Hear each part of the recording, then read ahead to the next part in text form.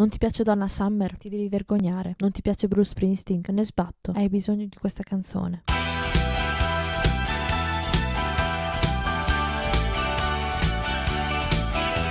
È il 1981. Dopo il mancato successo di The Wanderer, l'album di Donna Summer pubblicato per Geffen Records e scritto con la squadra formata da il nostro Giorgio Moroder nazionale e Peter Belot, i big della label pensano bene di prendere da parte Donna Summer e dirle che, siccome la disco era morta, doveva pubblicare al più presto un album che si staccasse dalla disco e facesse dei numeri da pop.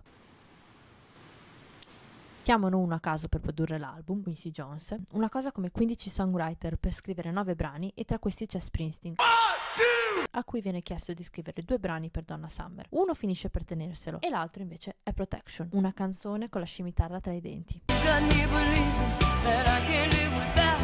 Parla di quella situationship con quello malessere maledetto o una spietata sirena che finisce per ossessionarti fino allo stremo e anche se non ne puoi più, sotto sotto, ahimè, sei una sottona.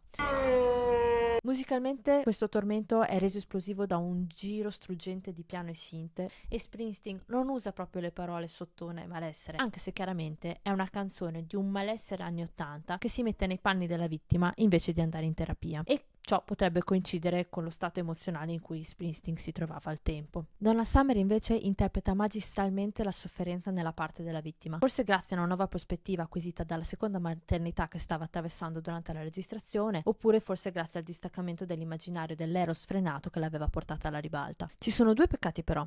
La canzone doveva essere un duetto che però non riuscì a funzionare. Si può trovare però una demo di Springsteen che la Summer sembra aver ascoltato talmente tanto da riuscire quasi ad imitarlo per sviluppare la propria interpretazione.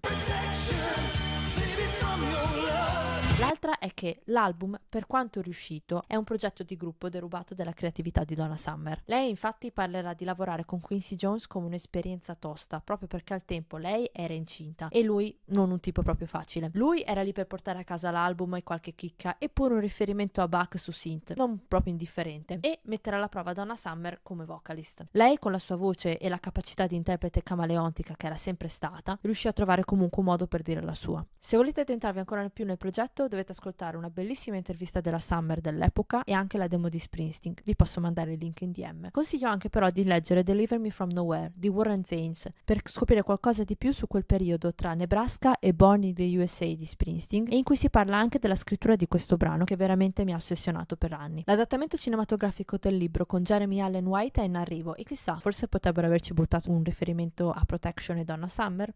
Chissà.